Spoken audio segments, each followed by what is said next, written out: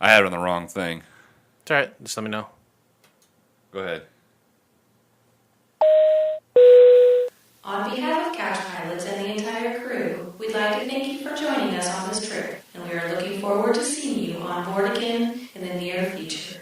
Have a nice day.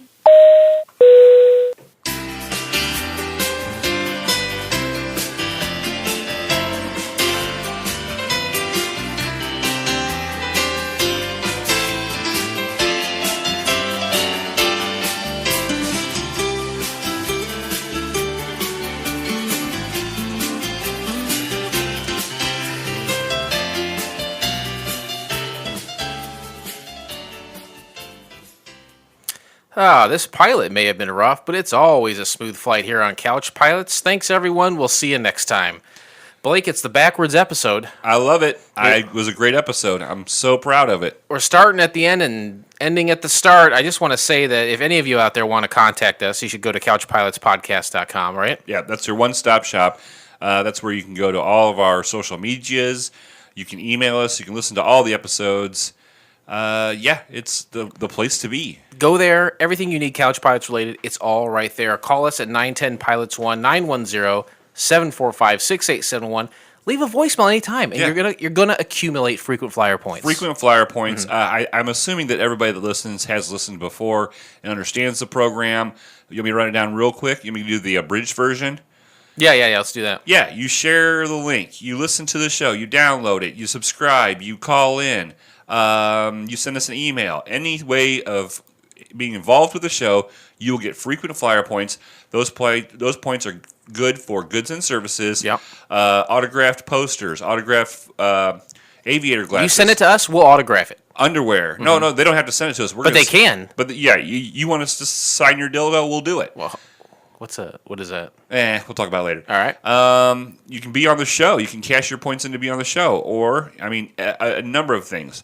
We sent Lori Garcia a box of all kinds of stuff once time. Once upon a time, we sure did.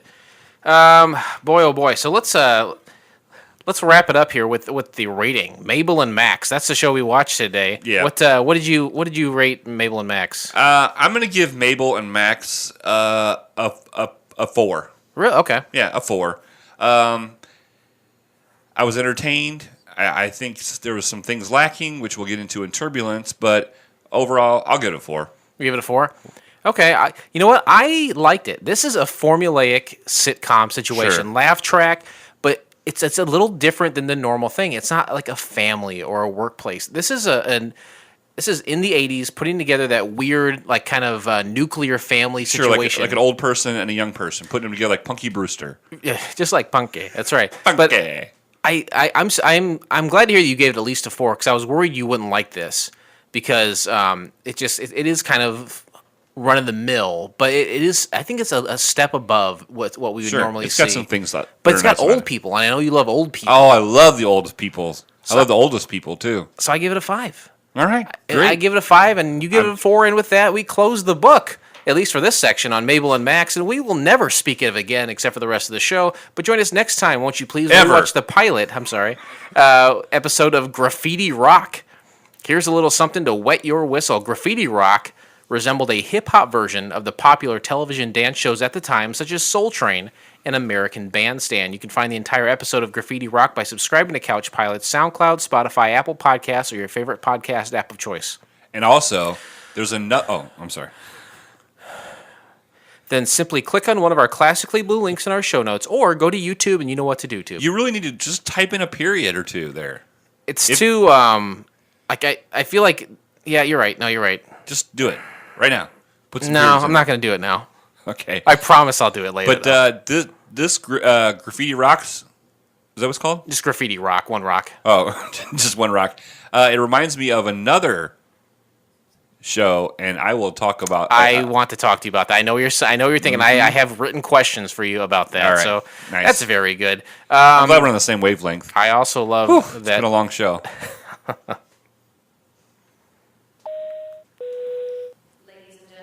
As we start our descent, please I went the wrong way. Seat backs and tray tables are in their full upright position. You can crank it up some more. Mabel and Max.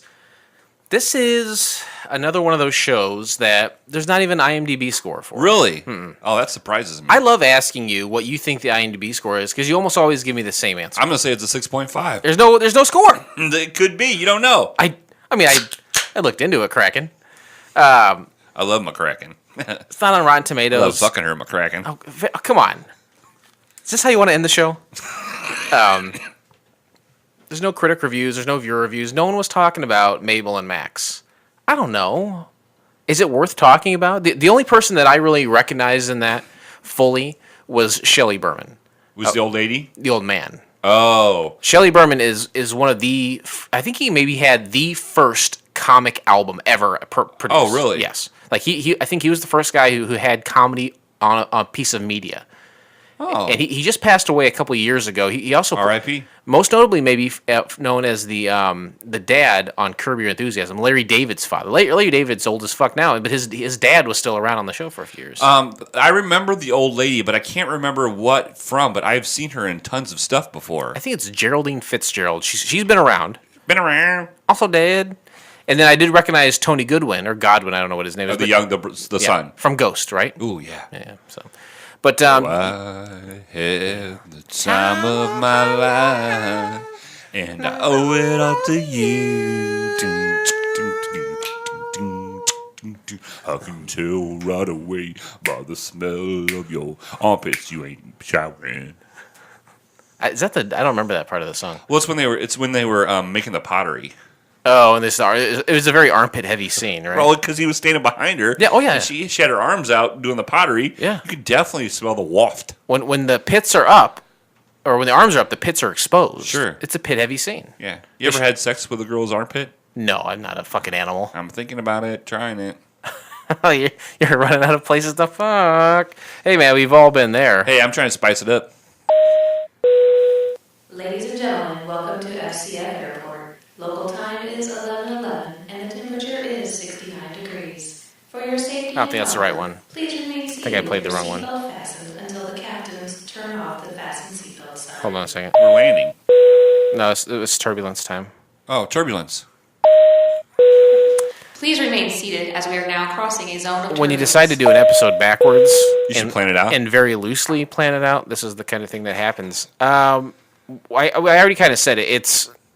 It's a pretty formulaic sitcom, but why didn't this work?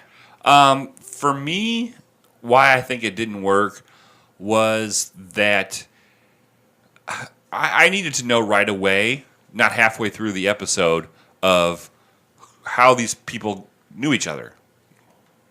Okay? Mm-hmm.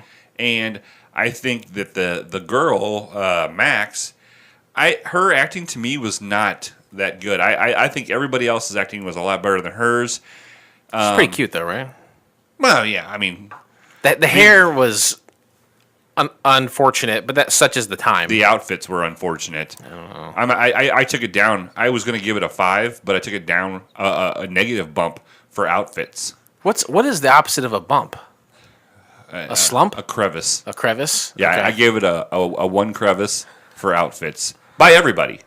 Oh, Mabel across the and board. Max, but Max's were pretty difficult to deal with. Yeah, I agree. I hated when girls wore big sweaters that were like skirts, and It almost touches their knees. Yeah, right? and the colors were loud, and then she had that hat on. It just so, but I mean, I stayed interested in it. The story was, but I knew what was going to happen. All right, I knew what was going to happen. You knew it. I knew it, but it kept me entertained, but it didn't zap me with anything. You know what I mean? It didn't make me go, ooh, ah, or, what's going to happen? Like, I just knew after... You felt like maybe it was just going through the motions. Yeah. And you're like, yeah, yes. I've seen this. I second that emotion, Jason. I'm having trouble. I gave it a 5. I kind of liked it. I don't know what could have been done to improve it, really. Like... Maybe Mabel has an eccentric friend that hangs out. I don't know. I like that Shelley Berman was bumming around. Sure. I like that she has this son who is obviously going to be a love interest for Max going forward. Oh, definitely. Maybe it was lacking a character or two, but I felt like it spent some good time with the characters we did see. But it didn't have any pizzazz. It just was like... It was just like... It was without pizzazz. It was out...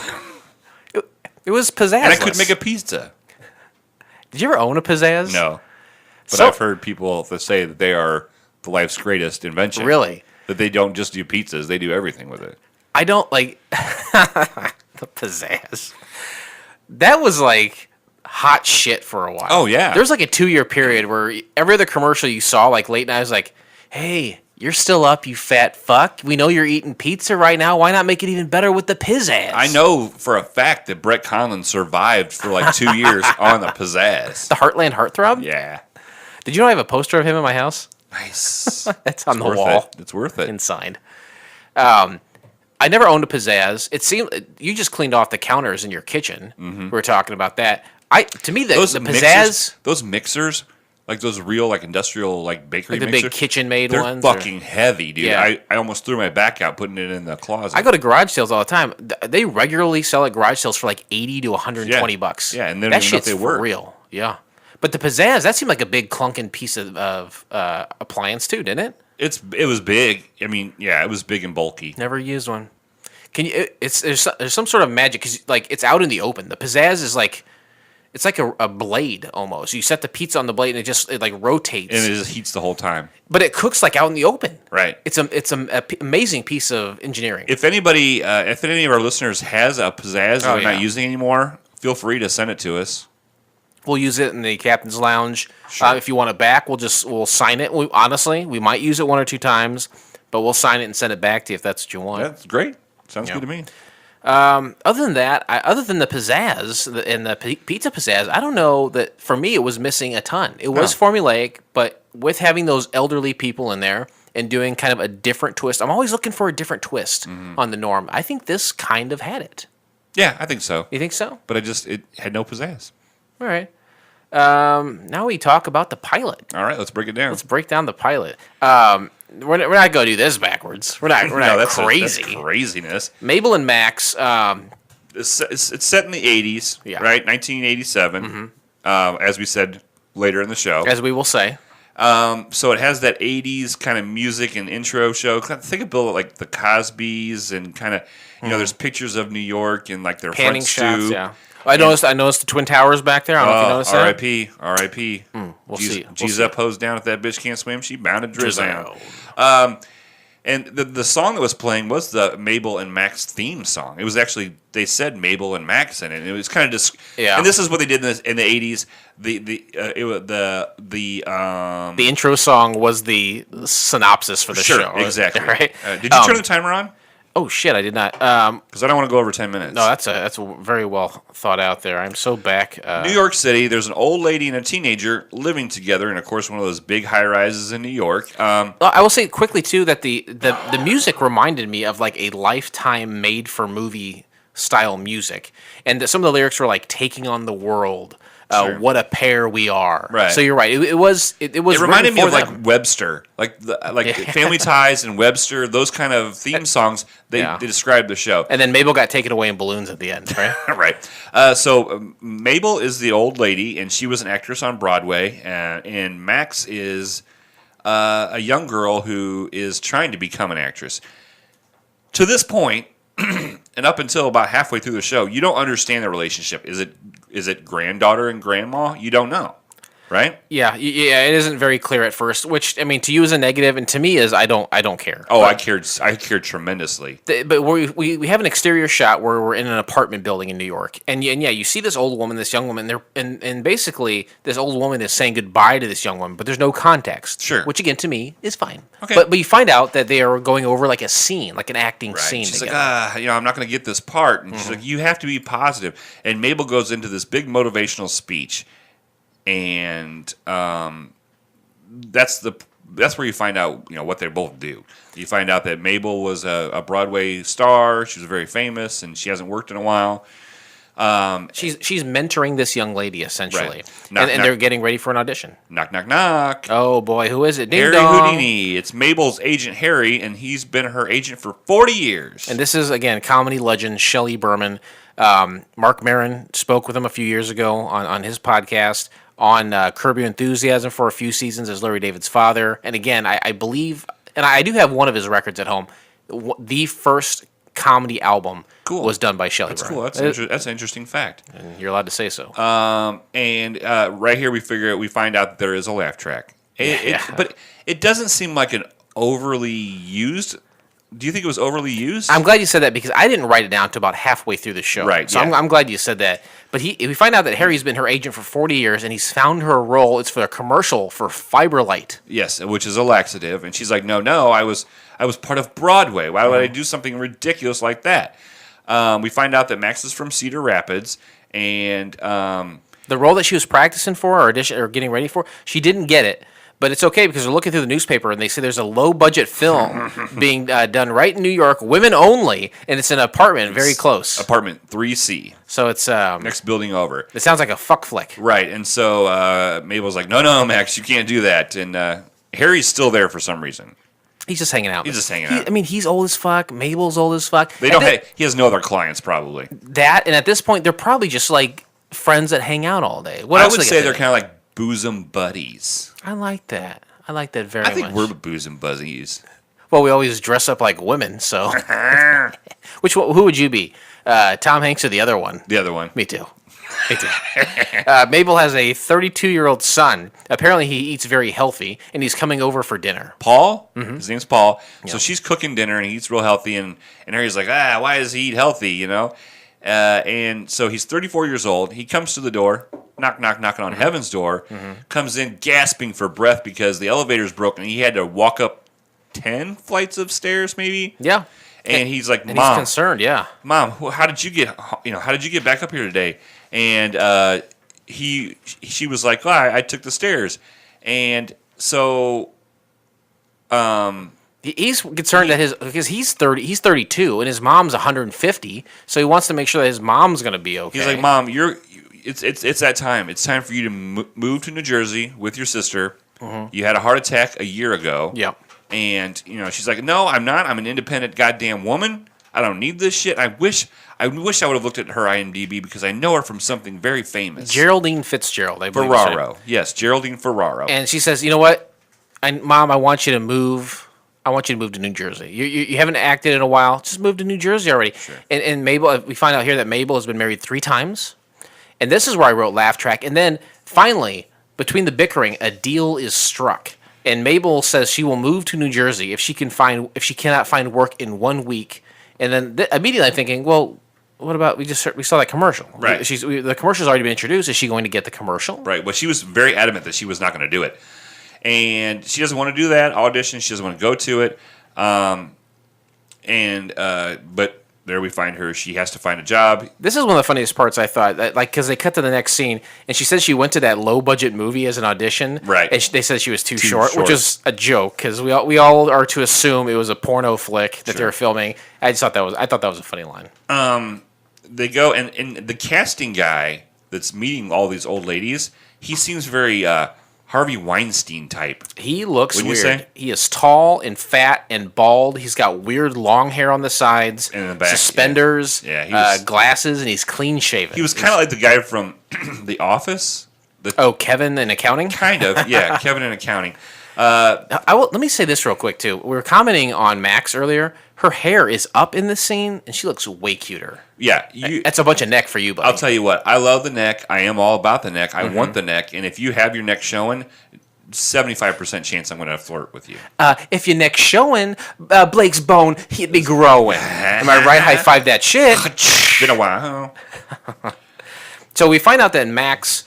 she goes to the audition to support her, or just to throw her in the scene. But but basically we find out that she's really kind of invested in Mabel's success because she lives with Mabel. Right. And if Mabel moves, there's no way Max is gonna be able to afford that apartment. If apartment, not in New York City. Get one rope. Mabel doesn't even want to do the audition. And this is weird because this is where the Fiberlight jingle actually plays, like for no reason. They were singing it earlier as if it was a known ad, but here you actually get the ad. Mm-hmm. And she if you're not eating right, drink Fiberlight or something like that, right? And so Mabel blows the audition. Harry is pissed when they get home. Yeah. And he's like, just say the lines. Why can't you just say the lines? She's like, the lines were horrible. Yeah. They were, and she didn't believe the lines either. She's like, "I've tried this. There's no fruity taste. It tastes like you're eating dirt." The lines are garbage. Right? So anyway, they're back at the apartment, And Wrong way. Max was a... give me that. God Jesus damn it. Christ. Fucking disrupt this goddamn fucking show. Happy birthday to you. So next thing, happy birthday to you. Next thing, there's poker night, and Harry and some old people and Mabel are playing poker, and this is where you find out. This is where you find that Max is like, "What are you doing? Tomorrow is the last day. You haven't found anything. Why are you sitting around playing poker?"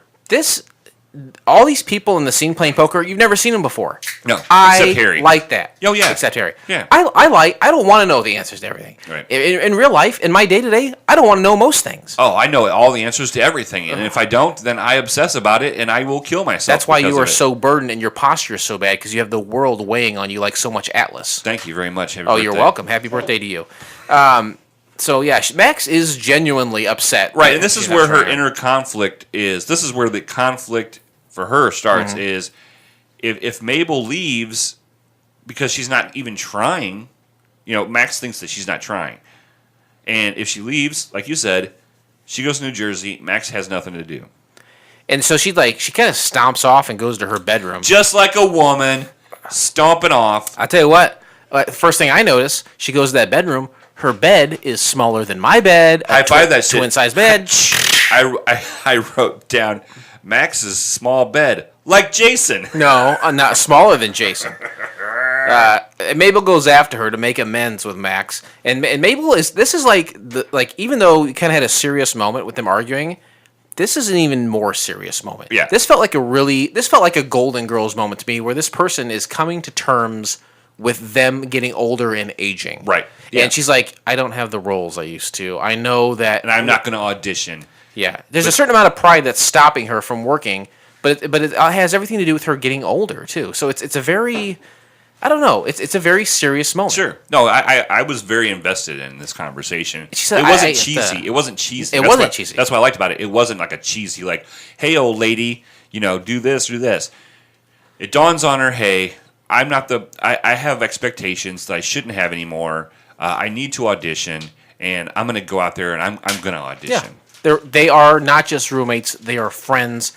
They're doing some real talk. It was like the turn the table speech that Max gave, right? Oh, absolutely. Because Yeah. you think usually the advice is going to come one way, the experience is going to come one way or the other. I'm gonna find you. I'm gonna get you one way or another.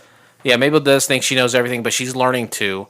That's the end. Don't go away. We'll be right back. And then you come back, and Harry and Mabel and Max and Paul, they're all at the apartment. They're watching the Fiberlight commercial. Everyone smiles. The end. Up next is King of the Building. We've seen that shit. Hell yeah. Let's listen to a commercial for one of my favorite shows. And that is, let's see what I got planned here. Okay. Oh, Dishing Disney. I like that show. All right. Let's see if it's even on here. Oh, there it is. Oh, yeah.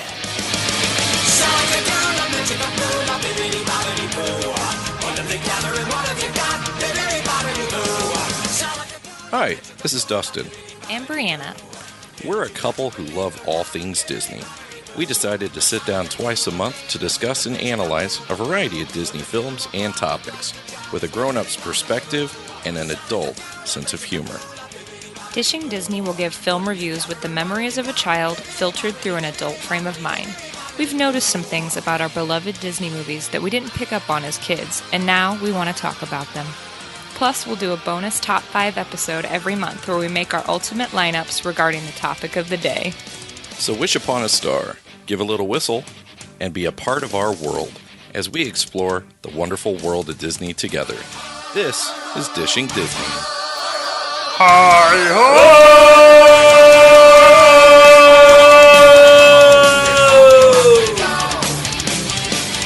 That's a little glass you're drinking out of. You got a little glass? Summary of the pilot. New York actress Mabel, who has now worked since a heart attack, opens her home to an aspiring young actress and becomes her acting coach. Nice. This is you putting a rating on this pilot. On the summary, not the pilot. Oh, I'm sorry, the summary. I already gave a grading, and it was 4. And I gave it a 5. I'd say the summary is probably a B minus. A B minus. You think so? Yeah. Good Lord, woman. Interesting facts. Interesting facts. This is the name of this segment where Jason has scoured the internet. He's found facts that you may not know about this show, and it was super easy for him because there was no IMDb, which you found out later on in the show, which was earlier. The golden rule. Used to be Conrad rule. Now it's just don't do it, man. Listen. Just don't do it. Don't do it. Do not, in any way, shape, or form, discuss your views or your opinions on these facts with anyone else. You guys are going to think, you know what I'm going to do? I'm going to do it. Nope! Don't do it. Guys, don't do it. Season 1, Episode 9 of the CBS Summer Playhouse. Oh, this was a summer playhouse. It was. Okay. So this CBS Summer Playhouse, as we know, is it's a bunch of different pilots they throw on the summer to fill up time, and this is one of those things. Yep. They've already spent the money to film it. They decided not to use it. We'll throw it on a Friday evening. I mean, aired July 31st, 1987. 1987. Fact. Okay. Barbara Streisand's production company produced this pilot. Barbara, who had her dogs cloned. Yep. So weird. And apparently she has an area in her house that looks like a store. So she can go in, like, you know, you go to like the Gap and they've got tables full of sweaters? Yeah. It's kind of like that. But does she already own this stuff in it, or does she have to buy it? No, I think she owns it. But she wants to feel like she's shopping for something new? I think that's what it is. So other people go buy her stuff with her money, and then she goes, ooh, this is, hopefully this fits. Maybe she came from nothing and was like, this is, I feel like I have something every day. I don't know. I got you. But that's Barbara Streisand. Fact. I didn't. Fact, if I may, I did not Fact, like. if you might. I did not like Barbara Streisand with a perm. That was very unruly to me, in the perm days. Yeah, is that coming back? Quick pause on interesting facts. Is the perm ever going to come back? Is it back? I would hope not. I don't like the perm. I don't like anything about a perm. The Jewish person, do they get perms, or is their hair naturally like? It's that? all natural. Okay, I don't know. I think it works for some. I agree. Barbara Streisand, not appealing. Right. Not in any way, shape, or form. On pause and interesting facts. This next bit of business here is about the star of the show, Geraldine Fitzgerald, who passed away in 2005, R.I.P. The director of the pilot, John Pasquin, says that Fitzgerald was wonderful to work with. Totally directable and charming with a wonderful sense of humor. He remembers one shot in particular, a framed close-up of a... That's right. Keep it going. A close-up of a black and white photo of her, possibly from Wuthering Heights, a show that she had started, which was on a dresser in her apartment set, and the shot was framed so she looked at it and her face reflected on top of the photo. You only get one shot. Do not miss your chance to look yourself in a picture. Yeah, that was a cool shot. I did forgot to mention that. It was kind of neat. It was kind of weird. I want to know how I know her. We'll get to the bottom of this, pal. The soundstage. How about we get to the top of it? I like the sound of that very much. What's her name again? Buster Keaton. Okay. Buster. The soundstage on which Mabel and Max was filmed was the one the actress worked on when making Dark Victory, another program she starred in. The makeup artist for the pilot, Michael Westmore, was the grandnephew of Perk Westmore, the Dark Victory makeup man, and Tony Goldwyn, who played her son, was the grandson of Wuthering Heights producer Sam Goldwyn. Just another example of how incestuous Hollywood is. Yes. Commenting on Mabel and Max, Fitzgerald indicated that her character feels like I do about work. She went on to say, "Here I am, suddenly working on something Barbara Streisand is involved in. I've always been a great fan of hers. Barbara. Who would have thought it would happen?" Who would have thunk it? Twitter responses. Twitter responses. Jason, did you get some Twitter responses? And you know that I did. Hell yeah! High five that. It's been a while. So, Twitter responses goes a little something like that.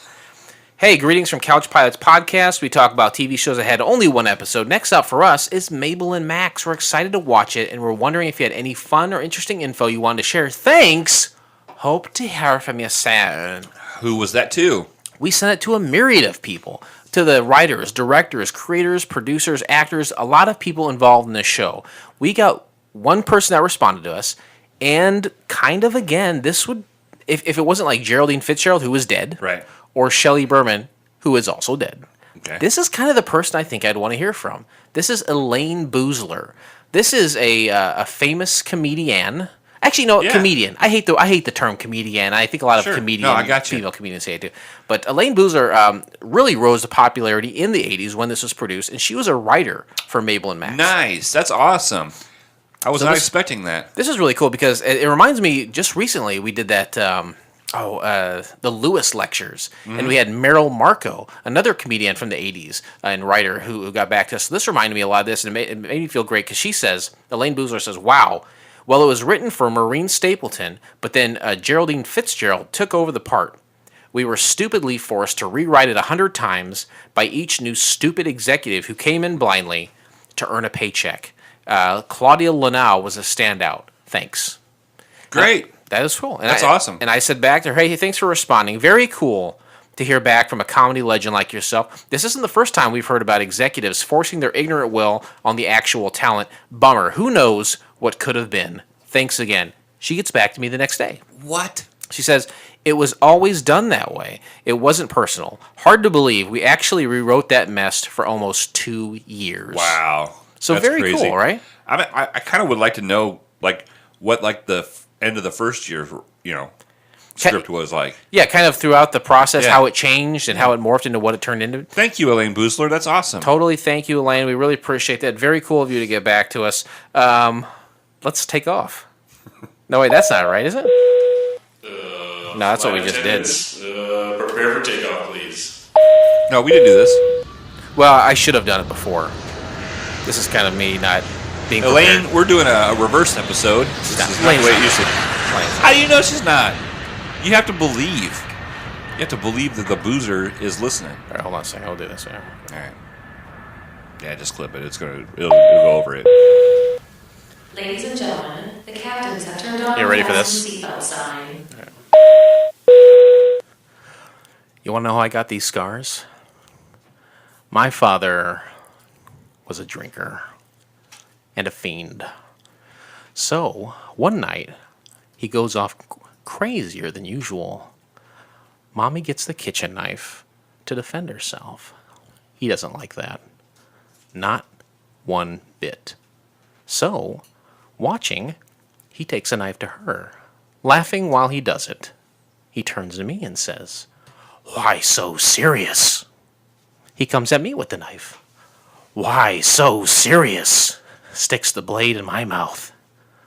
Let's put a smile on that face. And why so serious? The Flash. I knew it right off the bat. I feel like The Flash may be the greatest single superhero film ever made. Yeah. It was Kevin Costner who played Flash. Kevin Costner is the Flash. And you want to talk about a career-defining role. Yeah, well, yeah, definitely. Right? There's nobody else that could play the Flash besides Kevin Costner. Yeah, like when you hear that voice, you're like, that's Kevin the Flash. Costner. Doing Kevin it's Costner. The same person. Since then, they've never recast the role of the Flash to anyone else because it was so iconic. But somebody else is going to be doing the Flash pretty soon. No, it's Kevin Costner still. Okay. And that has a lot to do with what we do here on Couch Pilots, don't you think? Yeah. We kind of flash through things.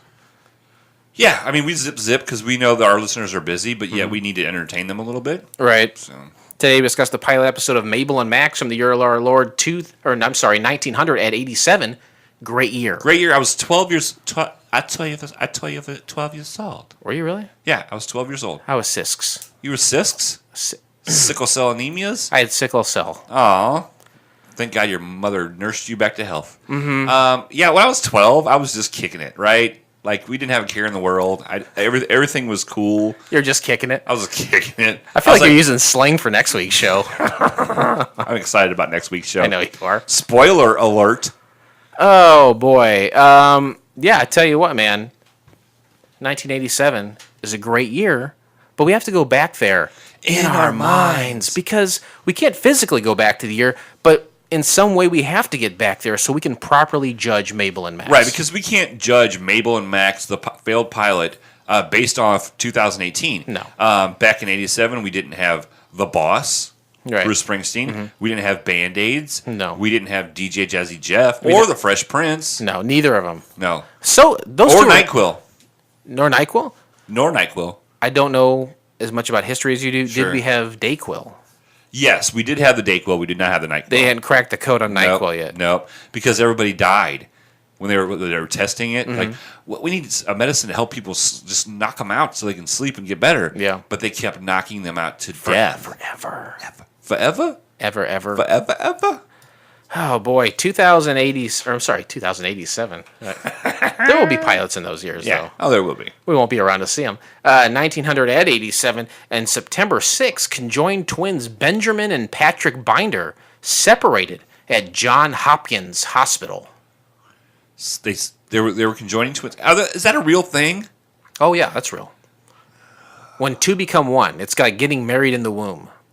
Except I thought that was all just like sticking out. I thought that was all just like a TV thing. Like I didn't know that there was actual conjoining twins. I thought it was like the circus things that were all like somehow like they made it look like that so people, you know.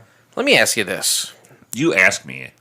When someone says, is conjoined twins the same as Siamese twins, but Siamese is an offensive term, so Yeah. they changed it conjoined? You know, Siamese, Japanese, look at these.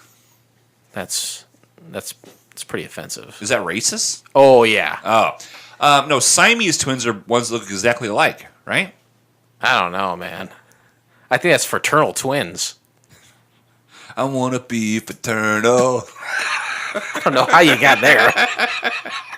I go there somewhere. So Siamese twins are connected too? Yeah, Siamese twins are connected and conjoined. I think that's the same thing. Okay. I think anytime you have two different beings I've had connected- conjunctivitis before. Oh, how'd you get through that? Did you go to Johns Hopkins University to have that? I thought about it. But I was like, what did you end up doing? Huh? What did you end up doing? Washed it out with salt water every day. Oh, yeah. I like a little Epsom salt myself. I soak it in Epsom salt. September 7th, Jerry Lewis's 22nd Muscular Dystrophy Telethon raises 39... Is that million? Probably. 39 million. And this guy who was a physical comedy genius, an icon, right? Oh, lady, oh, All right. Then he got older, and he did this wonderful things to help raise money. Yeah. And then at the end of his life, he was a big fucking asshole. I think he was an asshole, like a big chunk of it. Really? Yeah. I don't know why, though. Like... I don't know why. What a legacy to leave all that money to fight muscular dystrophy, but like why not just go into hiding and not being an ass? Like go be an asshole by yourself in a corner somewhere. Right. Why taint? Because like the first thing, yeah, I know you love that word, but people so often like will bring up how big of an asshole he is. Yeah. Right. So why? I don't know. Do you think fame made him an asshole? Money made him an asshole, or do you think he was an asshole from the start? Because to me, in the old days when he first started out, he seemed so innocent and so raw. You know what I mean? Like he seemed like bashful in a way. Well, here's the thing. I think he wasn't like officially part of the Rat Pack. I don't think, but he ran in those circles of like Joey Bishop because he was good friends with Sinatra. No, Dean Yeah. Martin. Him Well, and Dean Martin and Lewis. Right. So he was involved with the Rat Pack. So maybe those guys kind of kept this little funny guy in check. But when they started dying off, maybe his assholeness grew. Right. Or another theory I have is like money is like alcohol, right? Like alcohol will bring out parts of your personality, as will money. Like when you have enough money to like kind of throw the middle finger up at everyone, Right. your real personality I think can kind of. That's what I've been doing for the past few days. I don't think so. I've been throwing my fucking finger up at shit. But it's not due to money. Oh yeah, it's Oh, completely you got due to some money? Oh yeah. You got some? Oh, really? Oh, yeah. We need to have a conversation offline. I Like think. Friday, I went on the boat. I was like, "Fuck it." Oh, I'm gonna that spend. really- I'm gonna spend $150 on the boat. You said that text, and I was like, "What the fuck is he doing?" Because I'll come over here sometime. That was my big fuck you to the world. Well, sometimes I come over here, I'll be like, "Hey, like, do you have anything I can eat?" You're like, "No, we haven't eaten in a week and a half. We have no money." And I was like, "Oh my god, I had no idea." No, I'm always hurting for money. I didn't realize you're in dire straits. And the other night, you sent me a text. I just spent $150 on the boat. It's like, what does that get you? It's like absolutely nothing. Like Jesus Christ, man. How does that work? That's fucking me money, is what that is. Yeah. You know what? And I didn't that night. That's what really pissed me off. You didn't have sex that night? Yeah. Dude. Okay, flip the script. You walk away with $150. Do you get laid then? Probably not. Still. Right. Money can't buy you love. That's too bad. Oh, it can buy you love. It just can't buy you sex. I think it's actually, isn't it the exact opposite? Money can literally buy sex. Can't buy me sex. Sometimes I wonder if you laugh at me because I'm funny or you laugh at me because I'm so ignorant and stupid that you can't believe that a human being would be like that. September 9th, Gary Hart admits on Nightline to cheating on his wife. That's fine. That's a movie coming out soon with Hugh Jackman playing Gary Hart. Really? Yeah. I didn't know that. It's about him cheating on his wife? Well, it's about like his campaign and his time as a politician. Every politician has done something stupid. Every politician has lied to you. Every politician tells you what you want to hear. It's just like a girl right before you sign that marriage certificate. They tell you what you want to hear. They do what you want to do. And as soon as they fucking sign that, they get that ring on the finger. Next thing you know, oh, my butt's off limits. What is something that you would do if you were a politician, like a scandal? What is your scandal? Oh, that's two different questions. What would I do if I was a politician? To be honest with you, I would say exactly what's on my mind and be completely honest. It would throw everybody the fuck off. Okay. If I had a scandal, Yeah. That's my true question. Is what would your scandal be? I'd probably get busted for having sex with a tranny. Okay. I'm thinking. Yeah, I think so. 'Cause, yeah, I'm. We talked about that recently. Yeah. What about if you were? What's something that women say to you that you feel like they say to trap you? Because you just said that. I love you. No, you just said that like You're funny. The butt's off limit, right? You said that. Yeah. Is that something they say to you before? Like, I love butt stuff, and they sign the papers like, I don't love butt stuff. But beforehand they'll let you play with the butt. And you maybe put the head of it Honk, in. honk. Honk, honk. The head of what? Your head? Yeah, I stick my head in their butthole. Wow. Yeah. I've never done anything like that. You're crazy, man. I do some crazy shit. You know what I hear from ladies? Huh. You know what you know what I like? What? I love cooking. I was like, oh, that sounds good. Well, yeah. You know what I like? I like home cooked meals. You're gonna cook? It's like, yeah, I love cooking. Yeah. Hey, do you want me to go ahead and do your laundry? Because I know you had a busy week. Oh, sure. Sure. That'd be great. Thank you. Oh, you know what I really like doing, sir? That's you don't have to call me sir. It's like it's like I love performing oral sex. You know that? You hear that? And then and then later it's like I don't like doing that shit at all. Fucking cook your own meal. Right. My favorite is, you go over to a girl, you're dating a girl, and you go to her house. Yeah. You know where I'm at, right? Yeah. And their bed is always made. Yeah. Right. I like that. Oh, yeah. Crisp, It's, clean, yeah. militant. Yeah. You move in with them. No. You've never seen a made bed ever again. Looks like a fucking tornado. Except that their mother is coming over. Then all of a sudden the bed is made. And yeah, that's sex with the mother. She's too old to run away. I like it. And with that, I like it like that. I like it geriatric. On the back of his song. That takes me right back to 1987. I'm there. Let's do it. Let's continue to almost be done with it. Why did we choose to watch Mabel and Max? 3 simple criteria, folks. This is really easy. 1, it had to be a pilot that never went to series. Only one was made. Whether it aired or not is irrelevant. Number 2, it had to be free. And number 3, we had to find it on the interwebs. Just that simple, folks. You can count to 3, can't you, dummy? 1, 2, 3. Bada bing, bada bing, bada boom. So where can you find the entire episode of Mabel and Max for yourself? Well, you can do so by subscribing to Couch Pilots in SoundCloud, Spotify, Apple Podcasts, or your favorite podcast app of choice. 1, 2, 3. And then simply click on one of our classically blue links in our show notes, or go to YouTube. And you know what to do too. We're in sync. Bye. Hold on a second. Let's do this one. Ladies I and didn't think some of this out gentlemen, very well. captains have turned on the fasten seatbelt No, sign. we did this one just now. Oh, we did it again. All right. Oops, I did it again. See, I knew you were going to mess up, so I made the NSYNC reference so that I could sing that Bye song. Well, no one's disputing how smart you are. Let's. How about some fan feedback? Fan feedback, I think we do have some, actually. It has been a while since we had some fan feedback. I don't So, think folks, that's true, is it? We get fan feedback on the rags. Right? Hey, if you're on the rag, go ahead and send us fan feedback. It's fine. Send us your dirty, filthy, iron-filled, bloody fan feedback. That's UPS. That's UPS. That's It's chunks of uterus, I think, right? Oh, here we go. This is from Dee Dee. Yeah, I know Dee Dee. All right. And this was... hold on a second. Is this what I think it is? Yeah. And this was when we did... what was the episode? What? Clarissa Now. Clarissa Now. Dee Dee messaged me privately and said, "Sorry, last night's show was terrible. I switched it off after 15 minutes." And I'm so glad. The reason why I read that not because I wanted to like embarrass Dee Dee. No, we are embarrassed. Dee Dee is probably our number one fan. Like Probably so. Dee Dee has never ever gave us any kind of negative criticism whatsoever because we've never deserved it. But Clarissa Now, that episode, I was embarrassed that we released it. I was embarrassed of myself. I couldn't even articulate.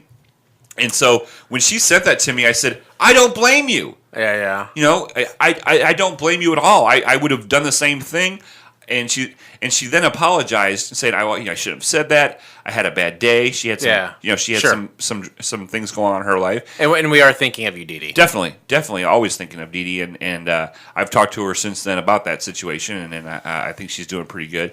But I said, don't ever feel like you can't say something negative if you honestly think it is.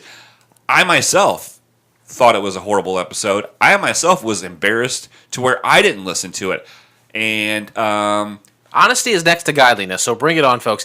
And I will say that while I don't disparage Dee Dee the fact that she thought it was a bad episode, that her opinion is her own. I listened to it. I didn't think it was bad. Really? You brought a lot of heat saying, "Oh my God, this is a fucking nightmare." I listened to it. There are parts where it's like, "Oh, I don't know," but overall, I don't think it's that bad. Do you think Dee Dee should go back and give it a listen all the way through? I don't know. Do you like Dee Dee? I love Dee Dee. Well, then no, she should not.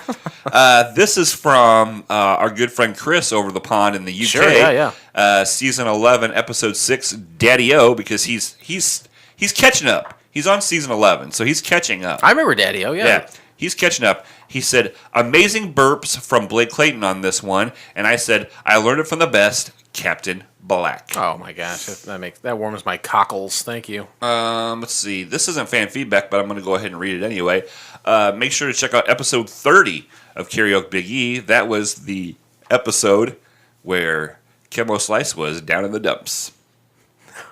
All right. It's not Karaoke Big E's turn to be plugged on this show. No, but I stole his bit one night. And this is from Lance. He's a Patreon supporter. Oh, yeah, I saw that too. That's cool. He says, "I do still love Couch Pilots, although I can't forgive you for shamelessly disrespecting Melissa Joan Hart. Look up her Maxim magazine photos online and tell me again she's not hot." You know what? He's not wrong. I know what he's talking about. You know what? Melissa Joan Hart is one of those. She's like a girl next door, cute, that kind of blossomed into, in the exact perfect light, into a sexy lady. She is sexy and like, because like she's wearing next to nothing in this Maxim thing, Sure. And in the right light, the right touch up, L.A. Lance, without a doubt, I submit she can be sexy. Can I go ahead and do one more? Oh, I wish you would. I want to empty it because it relates. Yeah, empty it out. Empty it out. The next episode after Clarissa Now came out was The Andrews Sisters, I believe. The Andrews Sisters, and Dee Dee sent us a YouTube of just applause. Mm-hmm. An old, black and white. Back on track here at Yeah. Couch Pilots. Yep. She goes, "Yeah, this week was much better." Thank you, Dee Dee, for sticking with us through hard times. And Dee Dee, thank you for calling us out on our fucking shit. Well, you know what? You say that, but I don't think it's our fucking shit. I think it's your dumb wife bringing down this goddamn 99 Bananas brand of booze. And she knows I'm not supposed to drink. She came down. We didn't ask for that hard liquor. No, we didn't say, "Hey, go to this quarter auction and get us liquor." We were actually down here ready to start praying to Christ Almighty. We were being good. I was honest on my citizens. knees. Yeah. You were standing up. I was standing up. You were on your knees for sure. We were inches away from each other for whatever reason. That's not important. But we weren't looking to get involved in hard liquor until your wife comes down wearing some scantily clad, Stewardess outfit. Yeah. Was I hard as a rock? Absolutely. And she's bringing us alcohol. What did you say? I said, absolutely. And she shouldn't bring us hard alcohol like that. That's not fair to us. She knows we're weak-willed when it comes to... I haven't had that much hard alcohol in 18 years, and you can tell.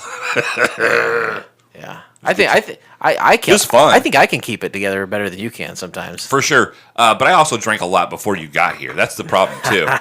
But my favorite part of it was about halfway through the day, the next day, after recording that episode, Jason texted me and said, "How you doing, buddy?" Not good was the reply that I gave him. You did not good. That's okay. I had fun with it. And we thank everyone for their fan feedback. Of course, everyone that gives us fan feedback, the numbers, all the information is going through the 7,000-pound non-electrical pachinko machine. And you're getting frequent flyer points. Thank you, pachinko machines, both of you. Pachinko machines. We love you, pachinko machines. Yay. Hello, pachinko. Blake, here at the top of the show. I just want to... What's going on with you, buddy? Hey, but what's going on with you? Like I said, right now, as of today, I am super rich. Mm-hmm. It's all allocated. That money's all allocated to things I need to do. Right. Allocated means the thing in question is going to a place. Right. Okay. Whether it all gets there, don't know today. Yeah. Well, you seem to be throwing your middle finger up and throwing a lot of money down some slot machines. So I don't know what the Dude, fuck's that going pissed me off so bad. Like gambling? Well, yeah. Well, gambling does piss me off. But what pisses me off more is that I have a set rule. And I have a set rule when I'm gambling. Yeah. I put $20 in. If I get it up to 40, I cash out. I save that $120. I put the other 20 back in. Totally fucked up this night. My wife drove me to the boat. My wife. I was drunk to even say let's go to the boat. I go up to the ATM and I say $160, please. And I hand her 60 and I take 100. Go to the bar, and then an hour and a half later, I'm standing at a Willy Wonka machine watching my wife spend the last of her money. I have nothing. The only highlight of this evening.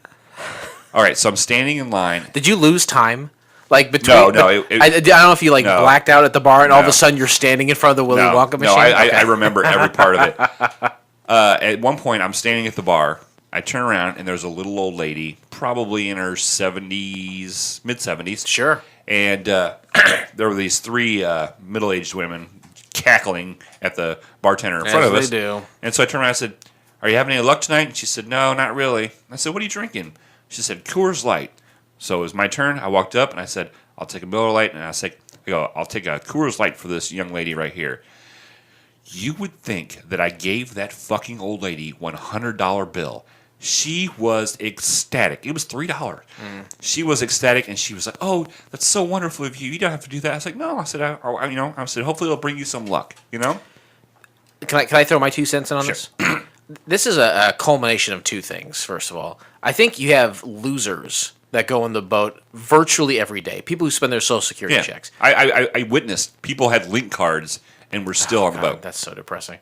I think this woman could have been a combination of that and so far past her prime that nobody buys her drinks anymore. You, without a doubt, made that woman's day, if not week. No. It was the second part, for sure. She was way past her prime, and nobody had ever flirted with her or been nice to her ever. But she was not like a degenerate. Like she had her shit together, and she had money, and for her, a bad night, she probably lost $600, and for her, that was a bad night. Whereas I lost $85. $85. That was a horrible night for me. Yeah. Do you go on the boat much? Do you gamble? No, I don't gamble. I went to one time. I spent a few days in Las Vegas. Yeah, where gambling is pretty prevalent, and I spent not one penny on gambling. I went there to visit a friend and see some shows in the Hoover Dam and some fucking shit. But that's about it. I don't care about gambling. I don't like it. It does absolutely nothing. It does for nothing me. for me. I did not one time did I get excited. You know what? Gambling doesn't do anything for me. Strip clubs don't do anything for me. I kind of wish strip clubs did something for me. Because now every time I go to a strip club and I see a bunch of fucking labia bouncing around, I'm thinking, well, maybe I'm a gay guy, right? Because I go in ready to pop a boner, but I get nothing out of it. So what does that make me? Well, yes, strip clubs are a teeter that I don't like to totter very much. Because one, yes, when you first go in there, you kind of feel like a baller, right? Like you feel like I'm a young, good-looking guy. And then I'll give you an example. Please. Here's an example. I've been to Club Cabaret. The Fuzzy Hole. The Fuzzy Hole. I've also been there too. But okay, let's use the Fuzzy Hole. When we walked in as a group, the Fuzzy Hole, I kind of felt like a baller, right? I knew I didn't have much money in my pocket, but we were in a big group. There was going to be attention to us, right? And we had a good time. We laughed. We all left with our shirts smelling like shit. Some girl smeared poop on my shirt, but I still had a good time. When we were in Vegas, when me and the stewardess Malls got married, hell yeah, I had my bachelor party, quote unquote, those air quotes out there, and we went to this high end strip club, and there was nobody there, and there was 5 or 6 girls that were talking to us as a group, and everything, feeling out whether or not you had money, and it got busy. Those fucking women never even came back to the So every time I go in there, I'm thinking I'm gonna have a good time. I've had a couple dances where I was like, when I walked out, I was like, "Whew, I'm a little dizzy in the head. I'm a little light in the head because all the blood is rushing down my penis." Sure. But 9 times out of 10, I leave that place feeling like a disgusting old man that's poor. Okay. All right. Thanks for the comfort. Okay. No. It's good. It's good to know that. Like, I'm glad you know where you're at in life. No, it's good to know that. Like, I'm not alone and feeling like it does nothing for me. You are not alone. I am here for you. Although we're far apart. You know what? To me, just go up to the main stage, put $1 in. She'll shake her boobs and she'll walk away, and you know that she's got other guys to get dollar bills from. I feel better. You get the lap dance. You invest the $20. Have you ever went into a strip club and paid for a lap dance and the girl that you like ended up having do it? You were like, that's not the one I wanted, but the one that I wanted never came to my table. Right? I've witnessed exactly that, but I've never gotten a lap dance ever. Really? Yeah. You want me to give you one? I'll buy you one. Right now I got fuck you money. You want to go? Are you giving me the lap dance? No, I'm giving you the money for the lap dance. Okay, that's better. I got tons of fuck you money right now. I get it. No, one time it was a buddy's birthday. It was his 21st birthday. We go to a strip club and we have this girl with the dollar dances. We say, "Hey, get over here!" But it's like a bigger lady. Yeah. And so all the chairs have arms on the side of the chairs. So the lady starts to like mount the arms to like put her coochie business all up in his face, and she slips and falls off the chair. Aww. And then the dance is over. That was it. What he got was a big lady trying hard. Hey, at least she was trying hard.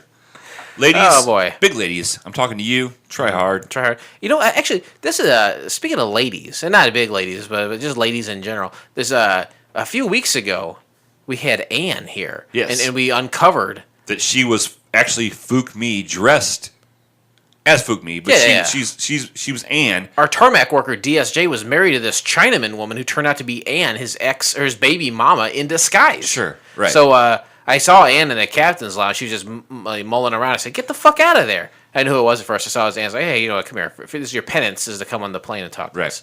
So let me bring Anne in real quick, if you don't mind. Anne, welcome to the plane. Hey, how's it going? I don't know. I can't hear you for some reason. My mic's not. There we go. Nope. Is the mic on? I don't think it's on. There's a bottom button there. And now say something. Did that work? No, Nope. Turn it back on. How about now? Okay. Well, you're not here. All right. It's not working? No. If she could walk over to the other side. Go to that mic, and then you can be on that one. I'm sorry. That mic has been a problem. It's been a problem. And is that mic? Is my mic off now? My mic?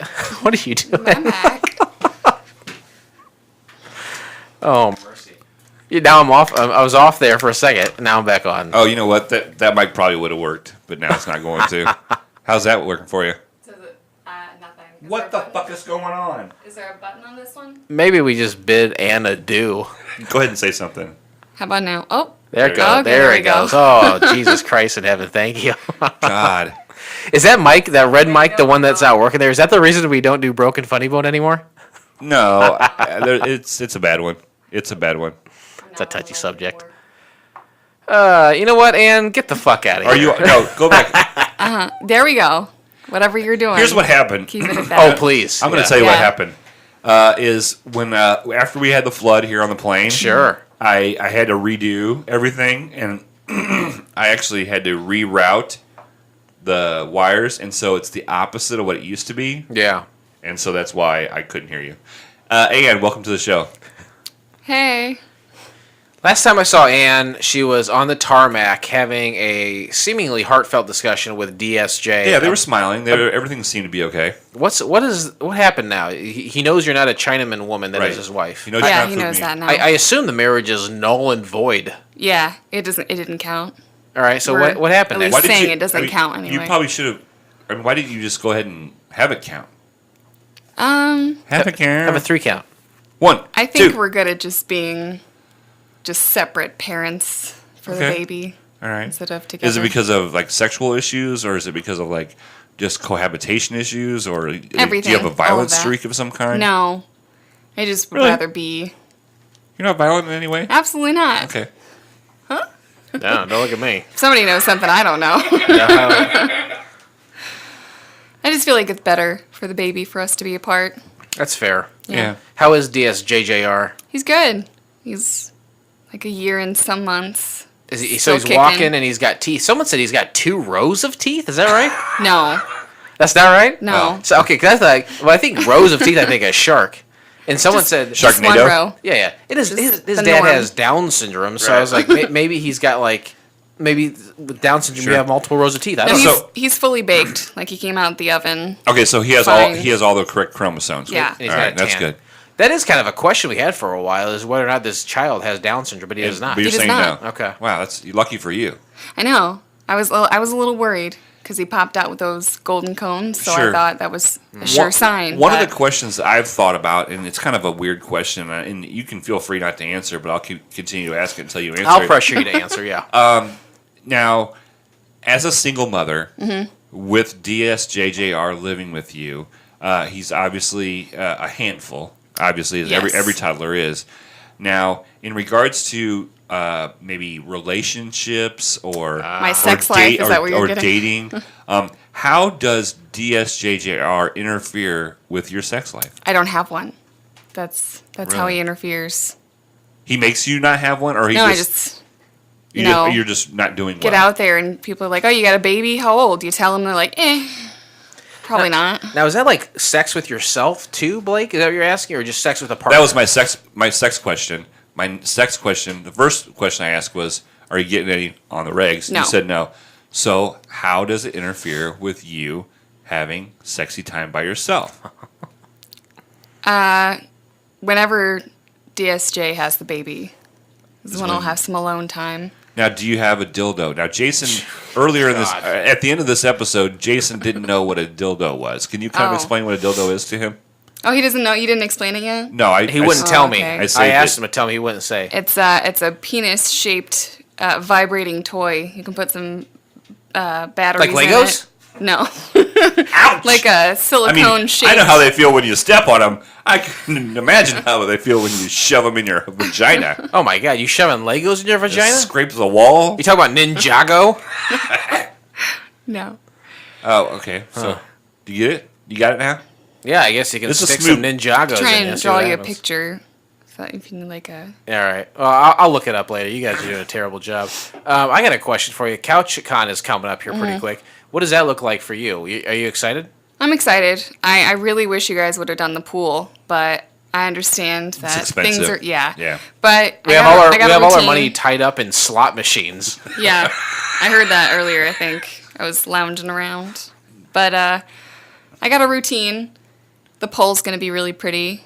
It's gonna be like clear with We got a bunch of like pole glitter in grease. it. Liquid glitter. Yeah, we got a bunch of pole grease. Hope that's good for Yeah. you. Oh, perfect. I like to use coconut oil. It's more natural. Mm-hmm. Yeah. That's fair. Well, we're excited for CouchCon, and we're excited for you to be there. And I appreciate you coming up and kind of clearing the air. It sounds like you and DSJ are in a good place. Everything's good. Nice. Okay, Nice. cool. Good place. Well, great. I don't know, I guess that's the end. All right. I mean, I don't know. I guess that's the beginning. I guess that's the beginning of the show. Welcome to Couch Pilots, all of my friends. the show that dares to fly into the unknown territory of awful television pilots of the past. My name is the Black Vanta, and across from me is my visible spectrum. It's Captain Philip Ressisher. Good evening. Hey, how you doing? Goodbye. Goodbye.